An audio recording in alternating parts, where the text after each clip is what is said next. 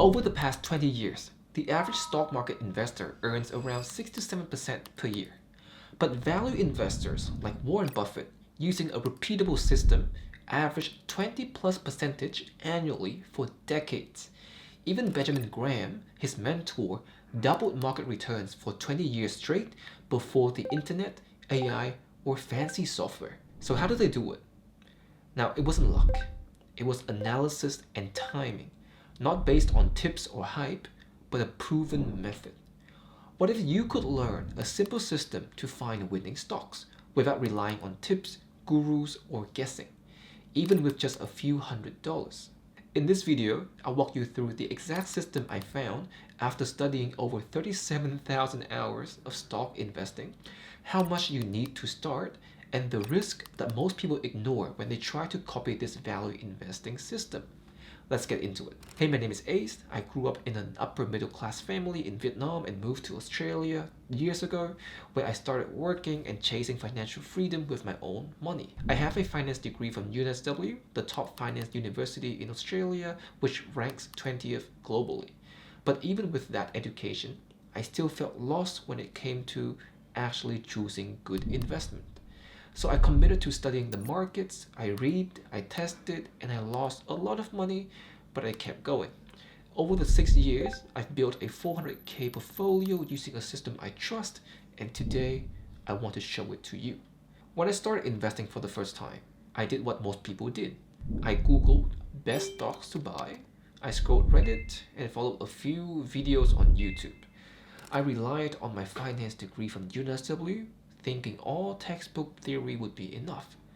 But I still picked hyped stocks, I still chased earnings reports, I listened to price targets, and every time I thought I had it figured out, the stock would tank. I wasn't investing, I was gambling with a nice interface. The problem wasn't the stocks. The problem was I had no proven working framework, no filters, no real way to tell if a company was actually worth my money. And after one painful loss, down 30% on a stock I barely understood, I knew something had to change. I turned to timeless wisdom. I read every book I could read: The Intelligent Investor by Benjamin Graham, Security Analysis, Buffett's Letters, and more. And that's when I realized, if you don't have a system, the market will chew you up. I started studying what successful investors actually did: Buffett, Lynch, Dalio, how they read financial statements, what metrics they cared about, and how they timed their entries and cycles. And I built my own checklist. Is this a good business? Is it priced well? How liquid is the company? How are their margins and past performance? How much debt it has? Is the timing right based on where we are in the cycle? And I used this system to avoid the 2019 mini crash, the 2020 COVID crash, and 2022 tech crash, where most people lost their money.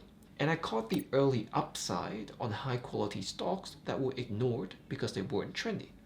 And once I had this system, I stopped chasing hype. My win rate went up, and I built a 400k plus portfolio without touching a single meme stock. So let's get into the exact system I now used to analyze and pick stocks. Whether you're investing $500 or $50,000, this applies.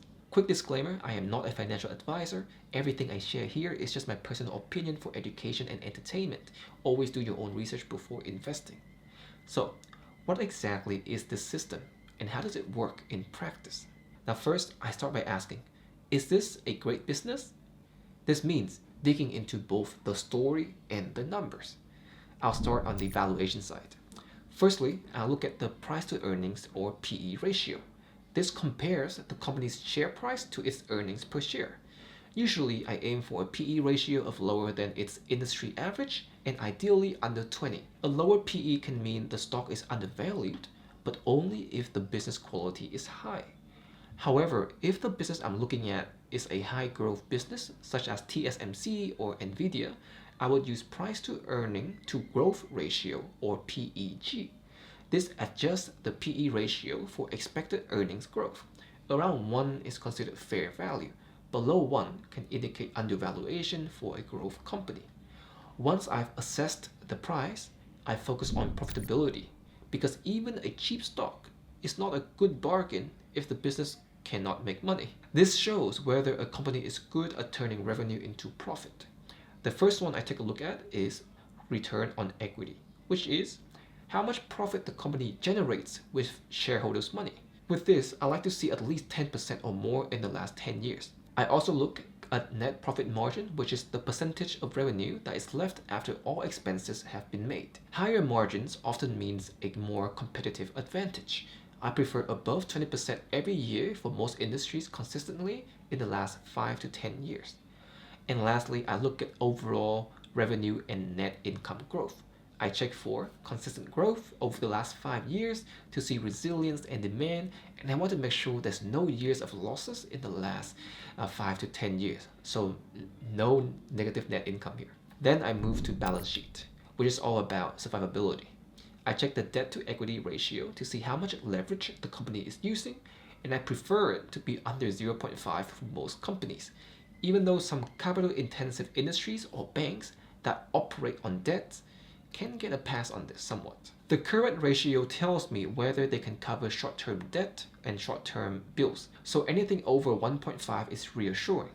I also check for the quick ratio, which excludes inventory because it shows if they could pay the bills without having to sell the stocks. Again, above 1 is a strong sign.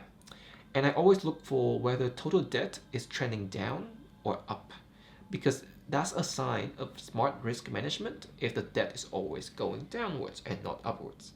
Cash flow health is another critical part of my picture. I want operating cash flow and net profit to move in the same direction. If profits are rising and cash flow is not, it's a big red flag and a sign of dodgy businesses. Looking at the trend over the last 10 years tells me whether the business had a real engine for generating cash or if it's just paper profits. Finally, I screen for red flags that can kill an investment. Things like constant share dilution, where the company issues more shares and quietly reduces my ownership, or heavy reliance on external financing just to keep the lights on. I also watch for large gaps between revenue growth and profit growth, because that means costs are rising faster than sales. And if the stock price is suddenly spiking for no clear reason, I either dig deep to understand why or stay away entirely. Only after a company passes all of these filters do I move to timing, aligning my buys with where we are in the cycle. Early in the cycle, I usually lean into real estate, infrastructure, and tech. In the late cycle, I prefer defensive sectors, companies with strong cash flow, and I reduce exposure to high-risk growth sectors. The goal is simple: own high-quality companies, bought it at fair and better prices that have the strength to survive the bad years and engine to compound in the good years. Now, I know I just mentioned the cycle like 200 times, and you probably haven't heard of this particular 18.6 year cycle. The reason why I mention it so often is because this cycle has repeated for over 200 years across every developed country, and it has predicted every major crash like the Great Depression, the dot-com bubble, the GFC, and the COVID crash. So if you do want to know where we are in the cycle and get free guides on all of these and how to navigate your investments, feel free to check out my newsletter in my description down below. So once I've gone through all of these checks, valuation, profitability, balance sheet strength, cash flow, and making sure there are no deal-breaking red flags, I have a list of companies I'm confident in. And here's the thing. At this point, people often assume they need tens of thousands of dollars to make it worth it. But that's not true at all. One of the biggest misconceptions about this whole process is that you need a massive amount of money to get started. You don't. Even $500 or $1,000 is enough to begin applying this system. The key is not the size of your first investment, it's the quality of your process and your consistency over time. Let me show you what I mean. If you started with just $1,000 and added $200 a month into a high quality stock or ETF that returned 10% annually, in 20 years, you will have around $150,000. And that's me being conservative. When you've chosen the right stock, your annualized return can be 15, 20, or even 30% at least. The reason why most fund managers can't match that or beat the market is not because they are not skilled or less skilled. It's because they're managing tens of hundreds of millions and billions of dollars. Every trade is slower, costlier, and way down by rules and restrictions of their investors. As an individual investor, you have an agility they can only dream of. Use that edge wisely. I went above the $200 a month mark a long time ago. If you increase that to $500 a month, you'll be looking at $370,000 in 20 years. Push it to $1,000 a month, you'll be well over $740,000 again. It's not magic, it's math. The earlier you start, the more time your money has to compound.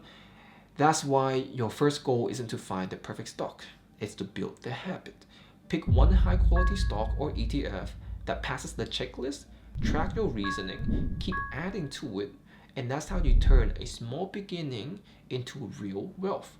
Not by hitting one home run, but by stacking consistent wins. Now, before you try to copy this process step by step, there's one thing I want to underline: the risk. The first one is over leveraging at the wrong time. Debt is a multiplier. When things go right, it speeds you up. When things go wrong, it compounds the pain. That's why I don't recommend taking out debt to buy stocks, especially on margin. Markets don't move in straight lines. A normal 20 to 30% drawdown can trigger margin calls, force you to sell your best positions at the worst possible moment, and turn a temporary decline into permanent loss. Debt also steals your flexibility. It raises your break-even because you're paying interest. It narrows your time horizon because lenders have timelines, and it messes with your head when volatility spikes. Warren Buffett himself has warned about this for decades. His line that I keep in my note is, "If you're smart, you don't need leverage. If you're dumb, it'll ruin you." The spirit of that is simple. Don't risk what you have and need for what you don't have and don't need. The second risk is believing that great numbers today equal safety forever. Price to earning, PEG, returns on equity, margins, debt to equity, current ratio, quick ratio, operating cash flow. These tell you how healthy the business looks now. But a single acquisition can load a balance sheet with debt. A price war can compress margins. A change in working capital can make cash flow diverge from net income. Rising rates can flip a safe current ratio into a squeeze. This is why my system is not set and forget. It's set, verify, and re-verify. I revisit the same matrix regularly. If return on equity collapses, if net income grows but operating cash flow stalls, if the debt to equity drips from 0.4 to 2, if the quick ratio sinks below 1, that's not trivia. That's a change in risk, and I do pay attention and rebalance my portfolio accordingly. The third risk is the one that almost nobody admits out loud. With criteria this strict, you'll often struggle to find a stock that ticks every single box at the same time, and that's normal. Different industries live with different healthy ranges. Capital light software can have a high PE ratio but gorgeous margins and cash flow. A commodity producer can look dirt cheap on PE when margins are at a cyclical peak, then earnings mean revert. Interest rate regimes shift what fair looks like. Accounting choices can make profits look smooth while cash stays otherwise.